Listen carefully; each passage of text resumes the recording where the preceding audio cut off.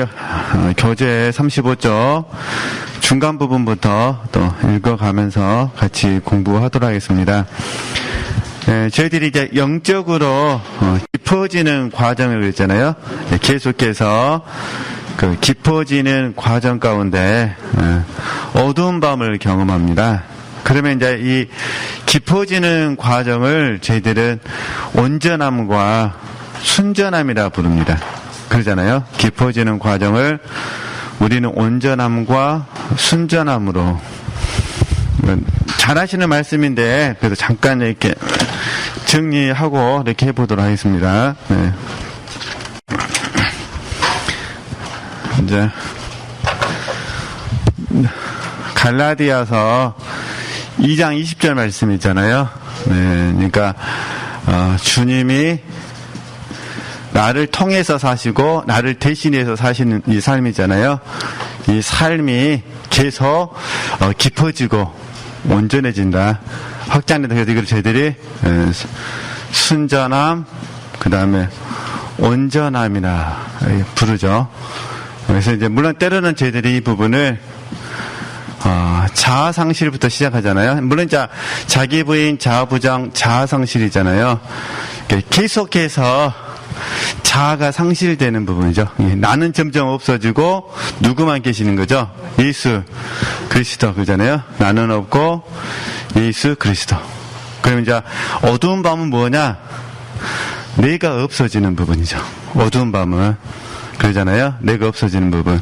그래서 이 부분들을 같이 공부해보자. 근데 이제 저희들이 주님이 나를 통해서 사시는 이 삶을 믿음으로 사는 삶이라고 우리가 이미 배우셨잖아요. 예수 그리스도를 믿는 믿음 안에서 사는 거니까 믿음으로. 믿음.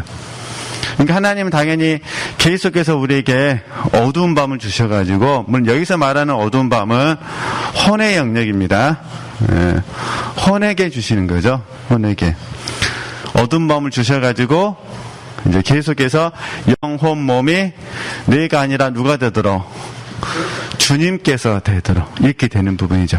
이 부분에 대해서 좀 더 실제적으로 저희들이 알 수 있는 말씀이 고린도후서 4장 말씀이죠. 여기 좀 찾아보실까요? 4장. 네, 이전에 공부한 적이 있어요. 같이 공부한 적이 있는데 왜 저희들이 어두운 밤을 통과해야 되는가, 이제 이런 부분들을 좀 같이 다시 한번 좀 정리해보자, 그런 부분입니다. 네, 그래서 사실은 어두운 밤은 밝은 밤이 되는 거거든요. 왜 소망의 밤이 되는 부분이기 때문에, 그래서 우리 같이 한번 좀 찾아서 보도록 하겠습니다. 고린도후서 4장 말씀.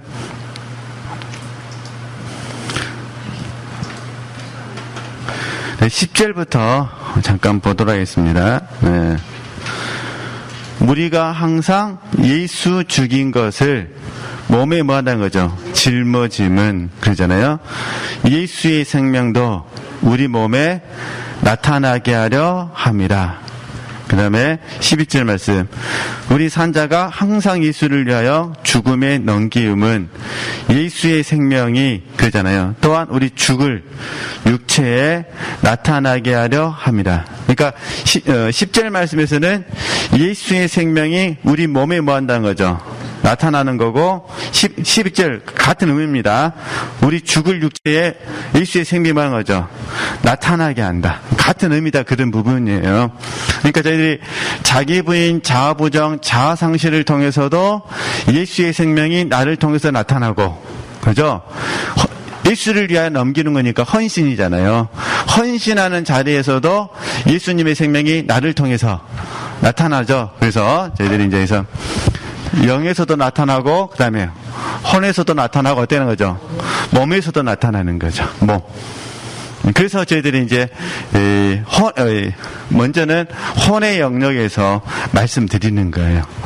보통 형성된 자아는 몸에서 이루어지는 경우도 많이 있죠. 또 물론 이제 더 깊이 들어가게 되면은 본질적인 자아는 몸과 많이 또 관련돼 있기도 하고, 사실 이게 구분한다는 것 자체는 의미는 없습니다. 단지 그냥 우리는 학습하는 과정이기 때문에 공부하는 부분인데, 근데 결과적으로 봤을 때는 하나님은 우리에게 어두운 밤을 통해서 결국은 누구만이 나타나기를 원하시냐? 예수 그리스도만이 나타나기를 원하신다. 그래서 그 말씀 보시면은 이제 이렇게 이해하시고 이제 7절부터 보시는 거예요. 그러니까 오직 내 안에는 누구만 계셔야 돼요? 예수 그리스도. 그래서 7절 말씀에 우리가 이 보배를 질그릇에 가졌으니 이는 능력의 심이 큰 것이 하나님께 있고 우리에게 있지 아니함을 알게 하려 함이라. 그러니까 우리 질그릇이잖아요. 보배는 예수님이시고, 그래서 8절 말씀에 우리가 사방으로 우겨싸움을 당하여도 쌓이지 아니하며 답답한 일을 당하여도 낙심하지 아니하며 핍박을 받아도 버림받지 아니하며 거꾸리됨을 당하여도 망하지 아니하고, 이렇게 되는 거예요. 네. 그러니까 우리에게 고난이 없다 그런 의미가 아니라 고난은 있지만 그럼에도 불구하고 예수님이 나를 통해서 역사하신다. 이해되시죠? 예수님이 나를 통해서, 내 몸을 통해서, 내 육체를 통해서 나타나신다. 이걸 저희들이 이제 순전하고 온전함이라 부른다. 그런 의미입니다. 이게 당연히 이제 어두운 밤에 1차적인 거 뭐냐면은 자아를 상실하게 만드는 거죠. 1차적인. 그 다음에 믿음으로 산다 그랬잖아요. 그러니까 두 번째는 뭐가 될까요? 이제 두 번째는 믿음을 연단시키시는 거죠. 그러니까 어두운 밤을 통해서 믿음을 연단시키는 거죠. 그러니까 다시 우리 어두운 밤을 통해서 첫 번째는 자기 부인 자아부정, 자아상실을 하게 하시고, 두 번째는요 믿음으로 살아야 되니까 믿음을 연단시키죠. 그러면 부족하지만 그만큼은 순전하고 온전할 수는 있죠. 100%는 아니지만 우리가 훈련 받은 만큼은 순전하고 온전할 수 있잖아요. 그러면 이렇게 하시는 궁극적인 최종적인 목적은 뭐냐? 이렇게 되는 거예요. 여기까지는 이제 뭐 주관적인 구속이라면 최종적인 목적은 뭐냐면 하나님을 주시기 위함이죠. 그럼 이제 우리 편에서는요 하나님을 얻는 것이 되는 거죠. 이렇게 되는 거예요. 이게 사도 바울은 모든 환경 속에서 하나님을 얻었죠. 그러니까 낙심하지 않은 거예요. 환경은 안 바뀌었습니다. 환경은 안 바뀌었는데 사도 바울은 하나님을 얻은 거예요. 그러면 이제 그런 의미에서 여기 좀 정리가 되셨으면 좋겠어요. 네, 그러면 그런 의미에서 이제 다시 이제 처음으로 돌아갑니다. 좀 더 말씀 다시 1절 말씀 봐보시겠어요? 1절 말씀. 고린도후서 4장 1절입니다. 이러함으로 우리가 이 직분을 받아 국률하심을 입은 대로 뭐 하지 않는다는 거죠? 낙심하지 않는다는 거예요. 낙심, 게 환경은 효과가 없어요. 환경은 더 어려워지는 거예요. 교회가 세워지는 것도 아니고. 그런데 지금 사도 바울은 누굴 얻었다는 거죠? 하나님을 얻었다는 거예요. 그러니까 뭐 하지 않는다는 거죠? 낙심하지 않는다는 거예요. 그러니까 이제 우리에게 적용하면은 고난은 있습니다. 근데 우리는 고난 가운데 낙심하지 않습니다. 누굴 얻으니까? 고난을 통해서 하나님을 얻으니까. 근데 왜 낙심하느냐? 문제 해결을 바라니까. 그렇잖아요. 그러니까 고난을 통해서 문제가 해결되기를 바라니까, 문제가 해결되면요 왜 낙심하겠어요? 문제가 해결되지 않으니까 뭐 하는 거죠? 낙심. 사실 문제가 해결될 기미가 안 보이는 거예요. 3일만 참으면 해결되래 이러면은 왜 낙심을 하겠어요? 그러나 아무리 생각해도 이건 저 인간은 안 바뀔 것 같아. 그러니까 갑자기 뭐가 차는 거죠? 낙심이 그냥 찾아오는 거죠. 그렇게 적용하시면 안 된다, 그런 부분입니다. 그래서 우리가 이 원리들이 있으니까 하나님은 왜 성장하신 분들에게 계속해서 권한을 주시느냐? 이게 이제 어두운 밤의 원리예요. 그죠? 제가 드리고 싶은 부분은 나로 살지 아니하고 주님으로 살도록 하시기 위해서. 근데 나로 살지 않냐고 주님으로 사는 방법은 믿음으로 사는 거니까 믿음을 연단하시기 위해서. 그 다음에 그 결과 순전하고 온전해지고 최종적으로는요, 하나님을 주시기 위해서. 우리 하나님을 얻는 거죠. 그러니까 어두운 밤의 공과를 통과하고 나면 완성된 게 아닙니다. 그냥 하나님이 긍휼히 여기셔서 통과시켜 주시는 거예요. 그러면 통과하고 나면 누굴 얻는다고요? 하나님을 얻습니다. 이걸 저희들이 이제 잘 아시는 것처럼 이 부분을 하나님을 아는 지식. 그 다음에 믿음이 연단을 받았잖아요. 혼의 연단을 받았잖아요. 그래서 이거를 같은 말로 연단된 지식, 이렇게 부르게 되는 거죠. 그러니까 하나님을 아는 지식, 그 다음에 연단된 지식, 이렇게 되는 거예요. 그래서 지금 하나님께서 저에게 나오고 지체되고 원하시는 부분은 이 삶을 계속해서 뭐라는 거죠? 살아라, 그런 의미입니다. 네. 그럼 이제 다시 이제 교재 돌아가서 이제 교재에 사는 부분들 읽어보도록 하겠습니다. 우리는 영적으로 깊어지는 과정 가운데 어두운 밤을 경험합니다.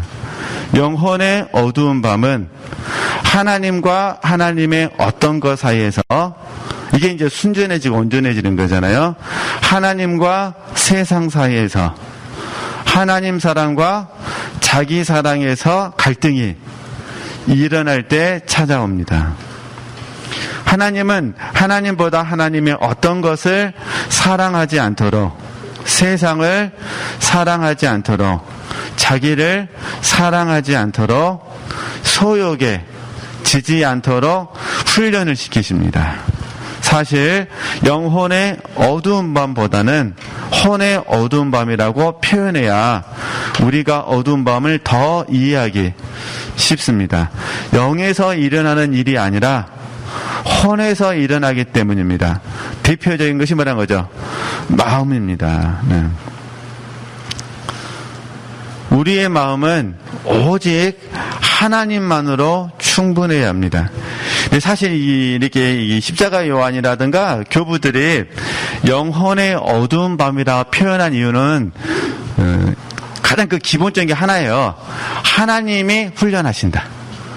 이해되셨죠? 그걸 강조하고 싶어서 영혼의 어두운 밤이라 부른 거예요. 그러니까 사람 편에서 할 수 있는 게 없다는 거예요. 그러니까 하나님께서 주도권을 가지시고 각 사람을 훈련시키신다. 그러니까 하나님이 주체가 되셔서 우리를 훈련시키신다. 이걸 강조하기 위해서 만드는 단어가 뭐라는 거죠? 영혼의 어두운 밤인데, 이걸 모르는 상태에서 경험적으로 이해하려고 하니까 영혼의 어두운 밤이라는 게 너무 어려운 거예요. 일단은 내 영혼이 발견도 안 되는데 영혼이 어둡다는 게 무슨 말일까? 이렇게 되는 거죠. 그러니까 원리는 간단해요. 하나님께서 우리를 뭐 하신다? 훈련하신다. 이걸 표현할 때 어떤 단어를 썼다고요? 영혼의 어두운 밤이라는 거예요. 그죠? 네, 그 의미들을 이해하시면 됩니다. 네. 그래서 하나님이 우리를 훈련시키시니까 우리 할 수 있는 게 있어요, 없어요? 없어요. 네. 우리의 마음은 오직 하나님만으로 충분해야 합니다. 그리고 우리 경험적으로 보실 때 어떠세요? 이런 날도 있으시죠? 부담스러우면 이런 순간도 있으시죠? 네, 네. 이때는 암이 나올 것 같아요. 이런 날 하니까 갑자기 조용해지셨는데 이런 순간도 있으시잖아요. 네. 우리 오늘 이제 교제 나누고 이렇게 본당 가서 찬양할 때 내 마음에 감동이 되는 데 찬양이 오면 그 가사에 몰입하잖아요. 그죠? 나눈 없고 주님만 생각이 되잖아요. 그래서 바라고 원하고 기도하잖아요. 그 순간은 진실하시죠? 막 그 찬양 부르면서 주님 내가 거짓말하고 있습니다. 용서하옵소서 안 그러시잖아요. 진실된 마음으로. 그죠? 또 우리가 뭐 온 마음 다해 뭐 이런 찬양 부를지 안 부를지 모릅니다. 저는 갑자기 생각나서 이런 찬양 부르면 그 시간만큼은 그러잖아요. 그 시간만큼은 우리 정말 헌신하고 싶잖아요. 네, 그러듯이 이게 이제 우리의 마음은 오직 하나님만으로 충분해야 합니다. 그리고 오직 하나님만으로 뭐란 거죠? 만족해야 합니다. 이게 이제 할 수만 있다면 거의 하루에 60% 이상을 이렇게 살아야 되죠. 100%는 거짓말인 것 같고 최소한 하루에 얼마 정도는요? 60% 정도는. 이게 이제 좀 더 깊어지면 60이 70% 되고. 그냥 잠을 주무셔야 되잖아요. 잠자는 시간 빼야지. 네. 그러니까. 그래서 하나님은 십자가에서 마음을 뭐 한다는 거죠? 연단. 이게 좁게는 생각과 마음입니다. 그러나 이제 넓은 의미에서 제가 마음으로, 네. 십자가에서 마음을 연단시켜서 가장 기본적인 게 겸손하고 온유하게 만드시는 거죠. 가장 기본적인 게. 물론 이것 외에 여러 가지 연단이 있습니다. 그러면 이 말씀에 대해 우리가 잘 할 수 있는 말씀이 로마서 5장 3절 말씀. 너무 잘 하시는 말씀이에요. 로마서 5장 3절 말씀. 그 다음에 야고보서 1장 2절에서 4절 말씀. 자주 들으시잖아요. 이 말씀들이 실제되는 거죠. 네. 그러니까 어찌됐든 믿음을 잊어버리시면 안 됩니다. 믿음을 하나님이 연단시키시는 거니까. 네. 그래서 물론 이것 외에 여러 가지 연단이 있지만 대표적인 것으로 날마다 우리를 훈련시켜서 우리의 마음이 오직 누구에게요? 하나님께만 초점을 두게 하십니다. 이게 마태복음 6장 33절 말씀이에요. 그러면 하나님만 목적하게 되고 그 다음에 마음 눈이 밝아지게 되고 그 결과 믿음은 바라는 것들의 실상이요 보지 못하는 것들의 증거가 되기 때문에 우리는 주 안에 신령한 것들을 마음에 품고 뭐하는 거죠? 추구할 수 있죠. 그래서 우리가 마음에 품는 것을 온함이라 부르죠. 온함은 다 있습니다. 근데 이게 이 온함이 우리를 미치게 하느냐 미치게 하지 않느냐의 차이점이에요. 어때 기독교인에게 온함이 없겠어요? 하나님이 주셨는데. 근데 문제는 그 온함이 내 혼을 설득하느냐 설득하지 못하느냐의 문제죠. 그래서 그 온함이 강해지면 갈망, 주림, 열망, 갈증, 목마름 이렇게 표현한다 그런 부분입니다. 이렇게 잘 훈련하면 우리 안에서 하늘을 소망하게 됩니다. 그 옆에 여백을 좀 불러드릴게요. 우리가 다윗을 한번 묵상해 보자는 거야. 또 제가 좀 칠판을 쓰게 되면 또 이렇게 길어지니까. 다윗은 우리 지체들이 시편 말씀을 보시면 아시잖아요. 시편 말씀 그 70편 이상을 다윗이 썼거든요. 그 다윗의 그 고백을 가만히 묵상해 보면 여러 가지가 있는데 지금 이제 어두운 밤이라는 관점에서 묵상해 보는 겁니다. 어두운 밤이 찾아왔을 때 다윗은 어떻게 했느냐? 1번 너무 잘하시는 말씀이에요. 1번 어떤 상황 속에서도 하나님을 나의 피난처 삼았다. 그러니까 하나님을 나의 피난처로 삼았습니다. 그래서 이 피난처의 이미지가 요새요, 바위요, 아시죠? 네, 이런 피난처. 두 번째, 하나님의 이름을 불렀다는 거예요. 두 번째는 하나님의 이름을 불렀다. 이 말은 우리는 기도라 그러죠. 그죠? 그러니까 어떤 상황 속에서 다윗은 하나님을 피난처로 삼았고 그 다음에 하나님의 이름을 불렀다는 거예요. 기도했다 그 말입니다. 그리고 세 번째 그 하나님께 찬양하고 감사했다. 그래서 우리 이거를 예배자라고 부르잖아요. 왜냐하면 기도, 감사, 찬양은 예배의 중요한 요소잖아요. 그래서 우리가 예배자라고 부르는 거죠. 그리고 이제 네 번째 의의 길을 걸어갔다. 의의 길을 걸어갔다. 이거 말고도 많이 있습니다. 그러나 제가 몇 달 동안 계속 다윗을 묵상할 때마다 감동받은 부분이에요. 그러니까 하나님의 이름을 불러야 된다. 힘들고 어려울 때 하나님의 이름을 불러야 된다. 그리고 의의 길을 가야 된다. 이런 부분이거든요.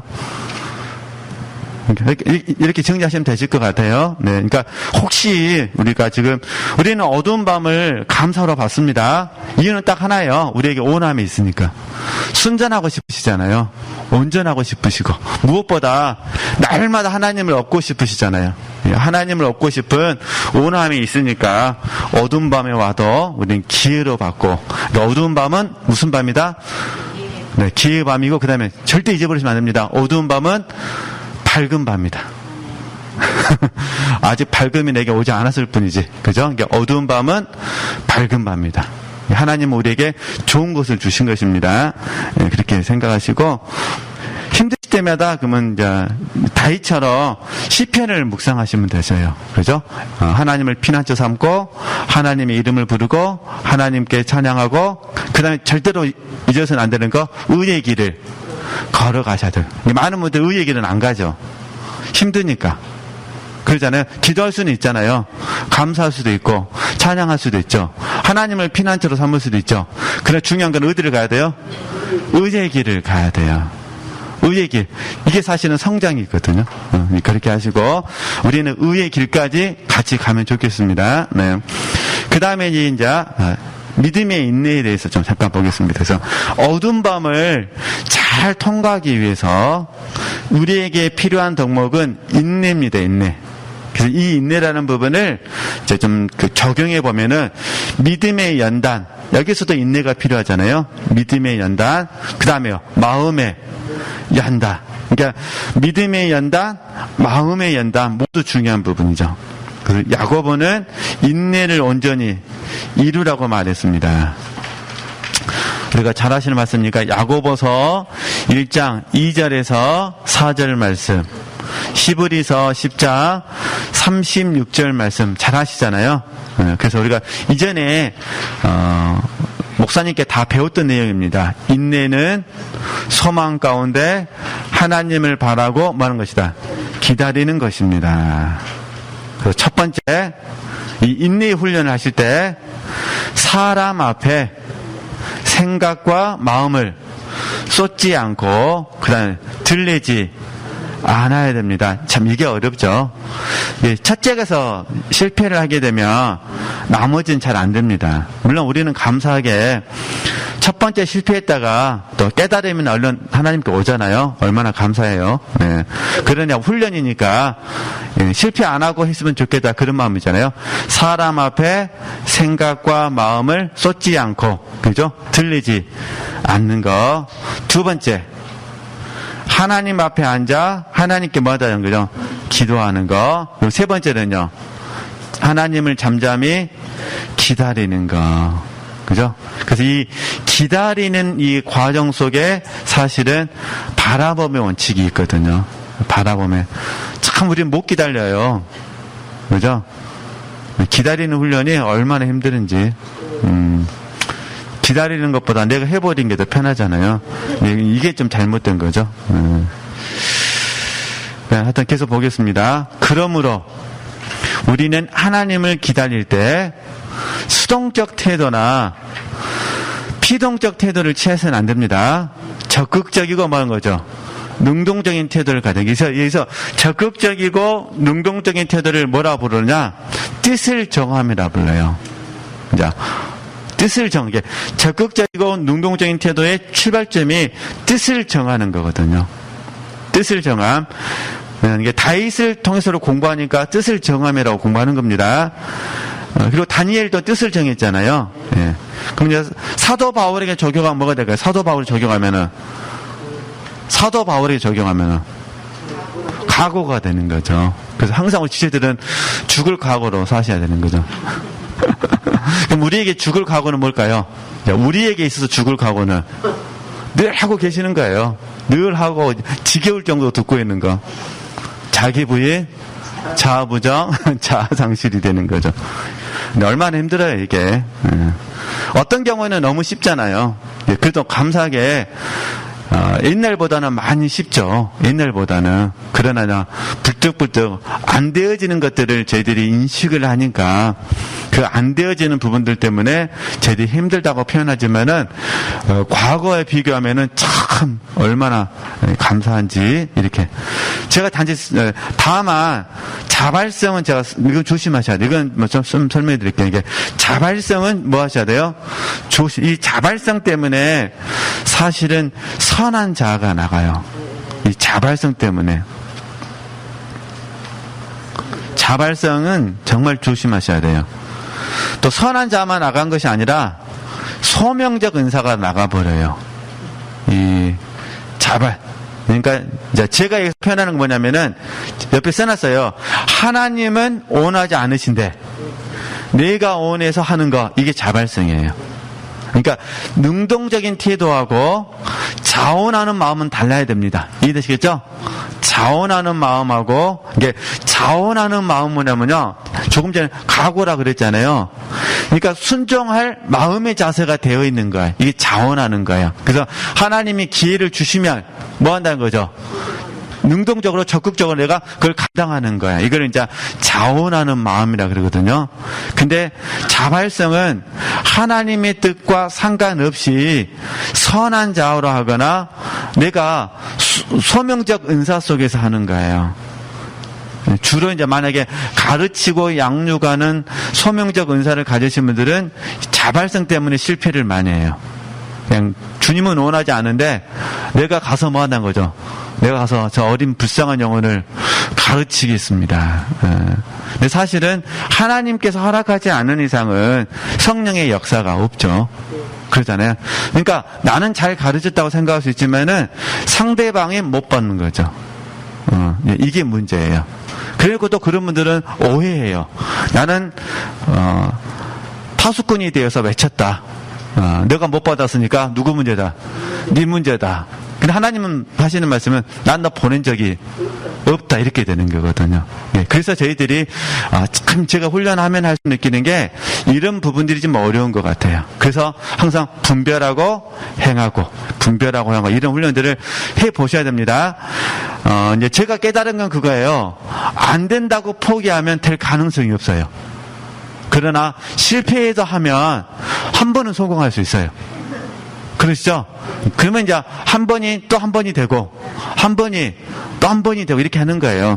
지금이야 우리가 뭐 하천에 보면은 징검다리가 많이 있잖아요. 맞죠? 돌로 된 거 징검다리 보죠?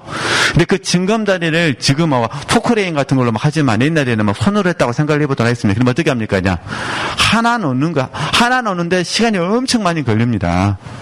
그러면 그 하나 놓고 그 다음 또 어떻게 하죠? 또 며칠 지나면 또 하나 이렇게 생기는 거잖아요. 그러듯이, 하나님께서 우리를 이 징검다리 놓는 심정으로 우리를 성장시키시거든요. 그러니까 이렇게 아시고, 그러니까 자원하는 마음하고 자발성은 구별되셔야 됩니다. 네. 순종은 자원하는 마음으로 하는 거예요. 헌신은 자원하는 마음으로 하는 거죠. 왜냐면 아니까. 하나님의 뜻을 아니까. 근데 자발성은 하나님의 뜻과 상관없이 내가 원해서 하는 거니까 이게 문제라는 거. 그래서 이 자발적인 마음이 때로는 하나님을 잠잠히 기다리지 못하게 만들 때가 있습니다. 그래서 에레미야가 3장 18절에서 33절 말씀 묵상해 보시면 도움이 되신다. 잠잠히 하나님을 기다리라는 말씀이니까 힘드실 때 한번 묵상해 보시는 겁니다. 그 다음에 이제 믿음의 인내를 말하는데, 이 인내는 믿음의 인내를 말하는데 저희들이 실패할 때가 많다, 그런 부분입니다. 그래서 이제 예를 들어놨어요. 실패 안 하신 분들. 에스겔, 다니엘, 에레미야도 뭐 했다는 거죠? 인내했어요. 70년을 인내를 해야 돼요, 이분들은. 그죠? 왜냐면 하나님이 뜻을 정하셨으니까. 그리고 이제 그 인내 후에 하나님 은총을 주셔가지고 70년 바벨론 포로기를 끝내고 이스라엘 백성들이 이제 예루살렘으로 돌아왔잖아요. 그리고 성전 건축을 했잖아요. 그리고 여러 가지 고난을 해서 성전 건축을 그만 멈추고 말아서 15년 멈춘 거죠. 그리고 나서 2년 후에 이게 17년 만에 된 거죠. 그죠? 그 후 다리오 왕 2년에 학계, 스룹바벨, 당시의 여호수아, 민수기에 나오는 여호수아가 아닙니다. 당시의 여호수아를 중심으로 해서 이스라엘이 힘을 모아 성전을 건축했죠. 근데 현재 그 모습을 보면 예전에 솔로몬 성전과 비교하면 너무 뭐란 거죠? 초월했다는 거예요. 근데 하나님께서 스룹바벨 성전에 축복을 해주셔요. 근데 그 말씀이에요. 은도 내 것이고 금도 내 것이고 만군의 여호와의 말이니라. 이 전의 나중 영광이 이전 영광보다 크리라. 만군의 여호와의 말이니라. 내가 이곳에 평강을 주리라. 만군의 여호와의 말이니라고 말씀하셨다는 거예요. 그러니까 제가 이제 왜 이제 이 말씀을 가져왔냐면은 많은 분들이 고난 후에 갑절에 했던 축복을 바라시는 분들도 있어요. 물론 하나님은 얼마든지 주실 수 있으시죠. 그러나 이제 그분이 갑절의 영감을 받지 못할 수도 있어요. 그래도 누구만 얻으면 하나님만 얻으면 그죠? 하나님만 얻으면 우리는 뭐라는 거죠? 그것으로 만족합니다. 이렇게 해주셨으면 좋겠다. 그런 의미예요. 그래서 이런 부분들에 좀 오해가 없으셨으면 좋겠다. 늘 이제 우리는 저희는 배웠잖아요. 흐름이 중요하다. 통로다. 늘 배웠으니까. 네, 그렇게 하고 적용하시면 되실 것 같고, 그럼 또 좀 더 반복된 부분인데 좀 더 보겠습니다. 많은 분들이 어두운 밤을 통과하며 종종 믿음의 인내에서 많이 실패를 합니다. 네, 그래서 다 그런 건 아닌데 자아 때문에 실패하기도 하고 또 소욕 때문에 실패하기도 하죠. 그러나 이제 어떤 분들은 물론 다 소욕이죠. 소욕인데 내가 원하는 대로 되지 않은 것 때문에 또 실패하기도 하셔요. 물론 이제 큰 범주에서는 소욕이라 부르지만, 그래서 이런 부분들은 조심하셨으면 좋겠고, 우리 지체들은 왜 실패하시는지 스스로가 점검할 수 있으셨으면 좋겠습니다. 전반적인 과정을 보면 하나님이 우리를 순전하게 만드시기 위해서, 그래서 제가 처음부터 순전함, 온전함 말씀드렸잖아요. 그래서 이제 다루신다는 거예요. 그래서 우리가 어두운 밤을 잘 통과하면 온유해지고 겸손해져서 모든 것이 다 뭐라는 거죠? 하나님의 은혜입니다라고 고백하게 된다는 거죠. 어두운 밤이라고 느껴지면 다른 방법은 없습니다. 그죠? 이게 우리 지체들께서 그렇게 감각되어지신다면 그 말입니다. 다른 방법은 없다는 거예요. 겸손히, 잠잠히, 인내하면서 소망 가운데 하나님을 바라고 기다려야 되신 거죠. 이걸 이제 우리는 뭐라 그러냐면 오늘을 산다. 이렇게 배웠잖아요. 오늘을 사는 삶이에요. 그죠? 오늘 하루를 겸손히, 잠잠히 말하는 거죠. 인내하면서 소망 가운데 하나님을 바라고 기다려야 되잖아요. 그러니까 제가 듣고 싶은 분은 우리는 이런 실용적인 접근이 아니라 뭐라는 거죠? 하나님의 뜻에 순종하고 복종하고 헌신이죠. 그러잖아요. 그러니까 그래서 이거는 항상 저희들이 조심해야 될 부분이에요. 그래서 혹시 우리 지체들께서 교회에서 소모임이 되셨든 어떤 형태가 됐든 간에 성령께서 감동을 주신다면 그것에 대해서 내가 이해되겠죠? 내 자신이 먼저 1차적으로 하나님의 뜻에 순종했는가, 복종했는가, 헌신했는가, 낙심하지 않고 절망하지 않고 소망으로 받았는가, 이게 중요하다는 거예요. 1차적으로는. 그리고 이제 두 번째로는요, 하나님이 나를 통해서 어떻게 역사하셨는가. 그래서 이제 마무리를 잠깐만요. 좀 읽고 제가 마무리 지을게요. 네. 그래서 이때 우리의 입술을 지키지 못하면 잘못해서 상대방이 상처를 받을 수도 있습니다. 이는 의도적인 것이 아니라 뭐란 거죠? 무심코 준 상처입니다. 우리는 다 연약함을 가지고 있기 때문에 할 수만 있다면 이게 제일 중요합니다. 믿음의 주여 온전케 하시는 주님만 바라보셔야 됩니다.